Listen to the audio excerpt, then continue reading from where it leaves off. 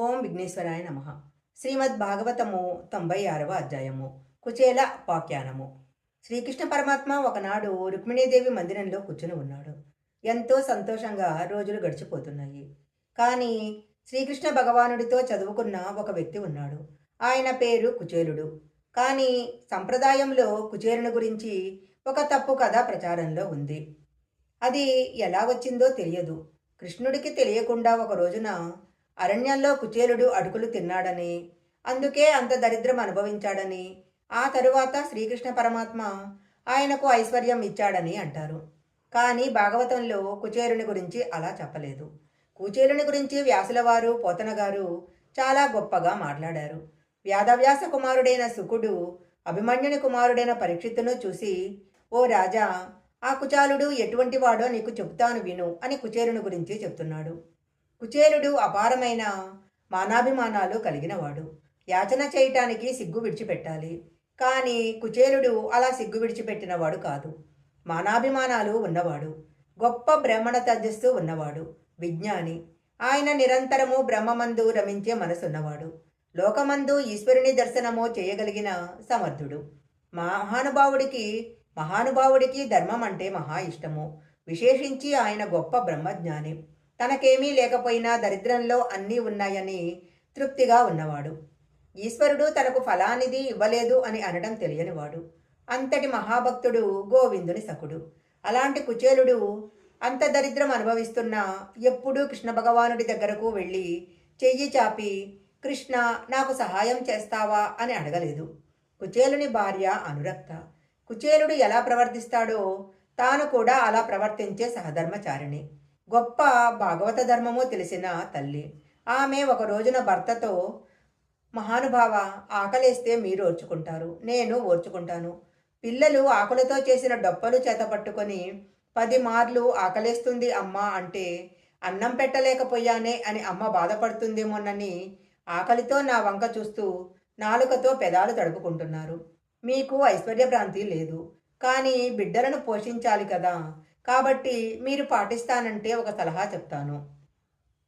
మీ సకుడు శ్రీకృష్ణ పరమాత్మ ఉన్నాడు కదా, మీరొకసారి ఆయన దగ్గరకు వెళ్ళి ఒక మాట చెప్పినట్లయితే అందరినీ ఆదుకోదగిన మహానుభావుడు ఆ వాసుదేవుడు మనల్ని కూడా ఆదుకుంటాడు. ఆయనను భక్తితో ఏమడిగినా ఇస్తాడు. ఎందుకొచ్చిన దరిద్రం మనకి? పిల్లల కోసమైనా ఆయన దగ్గరకు ఒకసారి వెళ్ళవలసింది అని చెప్పింది. భార్య అలా చెప్పేసరికి ఆయన ఇలా అన్నాడు. పెద్దవాళ్ళ దగ్గరకు వెళ్ళేటప్పుడు, స్నేహితుని దగ్గరకు వెళ్ళేటప్పుడు, రోగుల దగ్గరకు వెళ్ళేటప్పుడు, వృద్ధుల దగ్గరకు, గురువుల దగ్గరకు వెళ్ళేటప్పుడు రిక్తహస్తాలతో వెళ్ళలేము. స్నేహితుడికి ఏదైనా కానుక పట్టుకెళ్ళాలి కదా. ఆయనకు పట్టుకెళ్ళటానికి మన ఇంట్లో ఏం కానుక ఉంది అని అడిగాడు. అప్పుడు ఆమె, మనకున్నదే మనం ఇద్దాము. మన ఇంట్లో గుప్పెడు అటుకులున్నాయి, అవి తీసుకెళ్ళండి అంది. కుచేరుని జీవితకాలంలో ఆయనను ఆ ఊళ్ళో చిరుగులేని పంచను కట్టుకోవటం చూసినవాడు లేదు. అందుకని ఆయనకు కుచేలుడు అని పేరు పెట్టి పరిహాసం ఆడేవారు. చాలము అనగా వస్త్రము, కుచేలము అనగా చిరిగిపోయిన బట్ట. చిరగని బట్ట కట్టుకోవటం కుచేలునికి తెలియదు. కుచేలుని భార్య అటుకులను చిరిగిపోయిన ఉత్తరయ్యంలో పోసి జాగ్రత్తగా ముడివేసి కుచేలునికి ఇచ్చింది. దానిని తీసుకుని కుచేలుడు కృష్ణుని దగ్గరకు బయలుదేరాడు.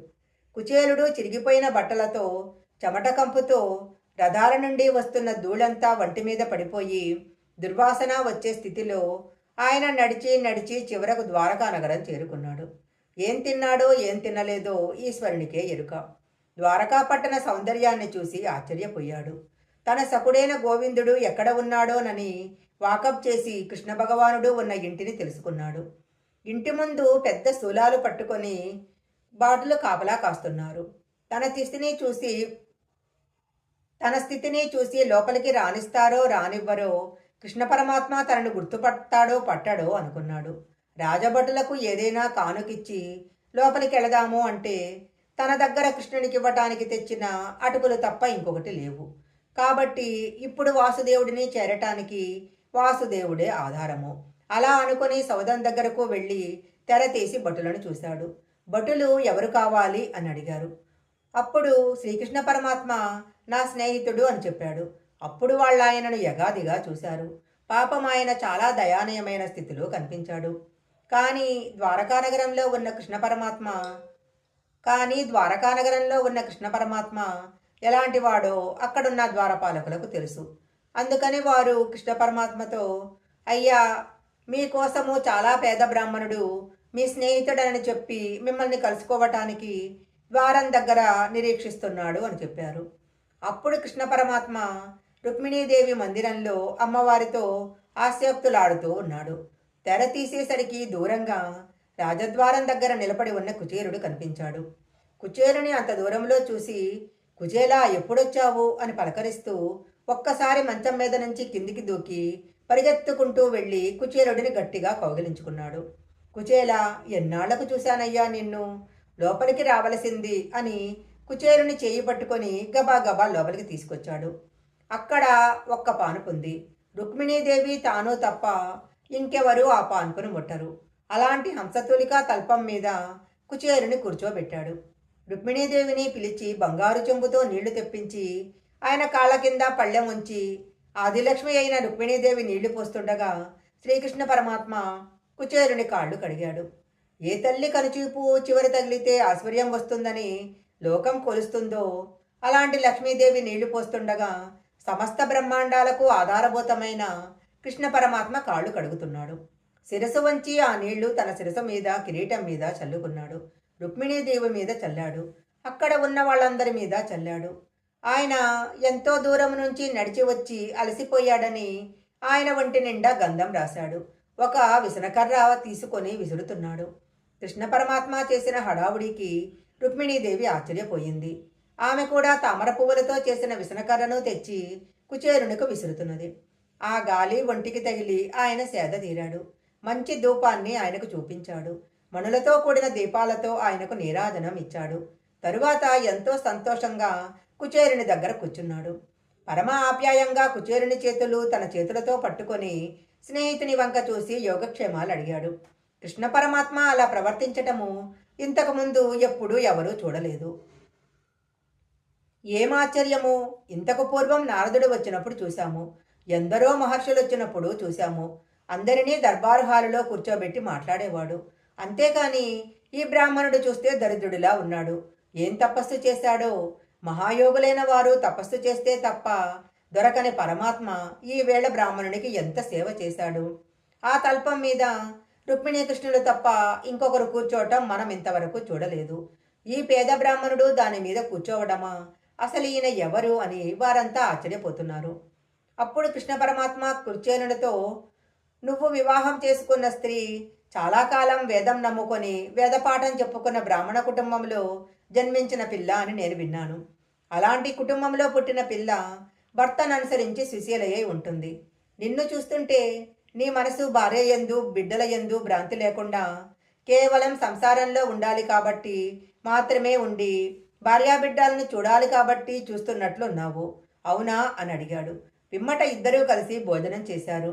భోజనానంతరము మరలా ఇద్దరూ వచ్చి కూర్చున్నప్పుడు కృష్ణుడు తానే తాంబూలాన్ని స్వయంగా చేసి కుచేరునికి ఇచ్చాడు. ఆ రోజంతా కృష్ణుడు పూర్తిగా కుచేరునితో గడిపాడు. కృష్ణ పరమాత్మ తాను కుచేరునితో గడిపిన చిన్ననాటి ముచ్చట్లు నెమరేసుకున్నాడు. కృష్ణ పరమాత్మ చూపిస్తున్న ఈ ప్రేమని కుచేలుడు జీర్ణం చేసుకోలేకపోతున్నాడు. కుచేల, ఎవరి దగ్గరికైనా వెళితే ఏదైనా పట్టుకెళ్లాలని మన గురువుగారు సాందీపముని అంటూ ఉండేవారు కదా, మరి నా కోసం ఏం తెచ్చావు అని గబగబా కుచేలుడిని తడిమేస్తున్నాడు. కుచేలుడు సిగ్గుపడిపోయాడు. ఆయన లక్ష్మీనాథుడు, గొప్ప ఐశ్వర్యవంతుడు. ఆయనకు తానేమిస్తాడు? చిరిగిపోయిన ఉత్తరయ్యం మూటగట్టి ఉన్న అటుకులను చూశాడు. కుచేల, చాలా ఐశ్వర్యవంతుడనని నాకు అనేక మంది కానుకలు తెచ్చిస్తుంటారు. అవి వాళ్ళందరూ నా యందు ప్రీతితో నేను తినాలని తెచ్చినవి కాదు. తమకు ఉన్నాయని ఆడంబరానికి తెచ్చి ఇచ్చేవాళ్ళున్నారు. వాటిని నేను ముట్టుకోను.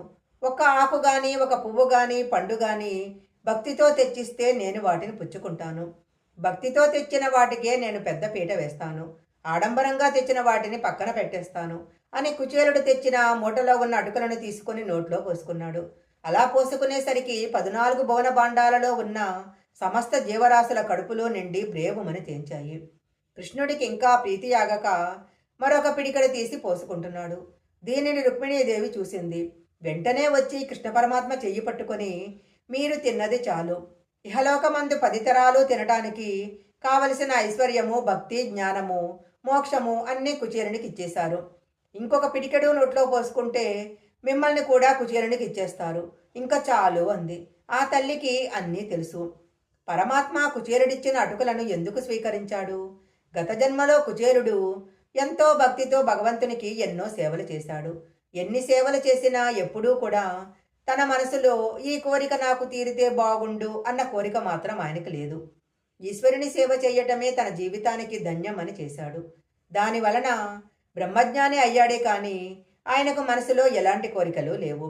తానింత దరిద్రంలో ఉన్న ఈశ్వరుని సేవించి ఐశ్వర్యం పొందాలన్న భ్రాంతి కుచేలునకు లేదు. కానీ ఆయన భార్య ఐశ్వర్యం కావాలని కోరింది. స్వామి మహాభక్తుల కోరికలు తీర్చకుండా ఉండలేడు. కుచేలుడు తెల్లవారుజామున లేచి మరలా మాసిపోయిన తన బట్టలనే ధరించి కృష్ణ నేనెళ్ళి వస్తాను అని చెప్తే కృష్ణ పరమాత్మ గడప దాటి బయటికొచ్చి కుచేలునికి వీడ్కోలు చెప్పాడు. కుచేలుడు తన ఇంటి దారి పట్టి వెళ్ళిపోతూ ఏమి నా భాగ్యము, ఏ పరమాత్మ దర్శనం కోసం కోట్ల మంది అడుగుతారో అలాంటి వారితో కలిసి నేను కూర్చున్నాను. ఏ పరమాత్మ దర్శనం కోసం కొన్ని కోట్ల మంది అడుగుతారో అలాంటి వారితో కలిసి నేను కూర్చున్నాను. నేను తెచ్చిన అటుకులు శ్రీకృష్ణ పరమాత్మ తిన్నాడు. నా సకుడినిది ఏం సౌజన్యము, నాకింతకన్నా జీవితంలో ఏం భాగ్యం కావాలి అని అనుకున్నాడు. అప్పుడు తన భార్య కృష్ణ పరమాత్మను సంపద అడగమని పంపించిన విషయం ఆయనకు గుర్తుకు వచ్చింది. కానీ కృష్ణుడు తన బట్టలను చూసైనా తాను మిక్కిలి బీదవానిగా ఉన్నాడని గ్రహించి సంపద ఇవ్వవచ్చు కదా, కానీ అలా ఇవ్వలేదు. ఇంత దరిద్రంలో ఉన్నాను కాబట్టి ఆ కృష్ణుడు నాకెప్పుడూ గుర్తుంటాడు. ఒకవేళ ఐశ్వర్యం ఇచ్చేస్తే ఆయనను నేను మర్చిపోతానని అనుకున్నాడేమో అని అనుకున్నాడు. తన ఇల్లు ఉన్న చోటికి చూశాడు. అక్కడ సూర్యుడు చంద్రుడు ఏకకాలమందు ప్రకాశిస్తే ఎలా ఉంటుందో అలాంటి సౌధం ఒకటి కనిపించింది. ఆ సౌధానికి చుట్టుపక్కల పెద్ద పెద్ద ఉద్యానవనాలు, పెద్ద పెద్ద చెట్లు ఉన్నాయి.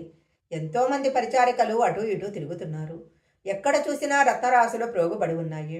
అలాంటి ఇల్లు ఏ మహాపురుషునిదో తన పూరింటి స్థానంలో ఎలా వచ్చింది అని అనుకుంటూ అక్కడ ద్వారం దగ్గర నిలబడ్డాడు.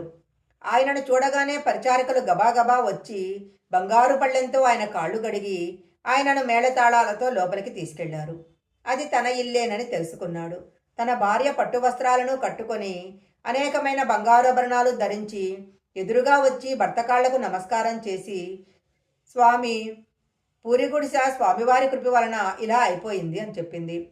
కృష్ణ పరమాత్మ అంత ఐశ్వర్యం ఇచ్చాడని చెబితే పొంగిపోయి వాళ్ళ ఇంట్లో ఐశ్వర్యం అనుభవించిన మనసులు మాత్రం ఎప్పుడూ కృష్ణుడి దగ్గరే పెట్టుకొని హాయిగా గోవిందనామం చెప్పుకుంటూ పరవశించిపోతూ ఇహమందు సమస్త సౌశ్వర్యమును అనుభవించి అంచమందు జ్ఞానం చేత మోక్షసిద్ధిని కుచేలుని భార్యాబిడ్డలు పొందారు. ఇంత పరమ పవిత్రమైన కుచేలోపాఖ్యానము ఎవరు వింటున్నారో వారికి గొప్ప ఫలితం చెప్పబడింది. ఎవరు దరిద్రుడైన కుచేలుని సంపత్తి కలవానిగా కృష్ణ పరమాత్మ చేసినట్టి ఈ ఆఖ్యానమును వింటున్నారో వాళ్ళందరికీ కూడా కృష్ణ పరమాత్మ పాదాలయందు భక్తి కలిగి వారందరికీ కూడా కీర్తి యశస్సు నిలబడి అంచమందు మోక్షం పొందుతారు అని ఈ ఆఖ్యానమందు ఫలశ్రుతి చెప్పబడింది. శ్రీమద్ భాగవతము 96వ అధ్యాయం సంపూర్ణం.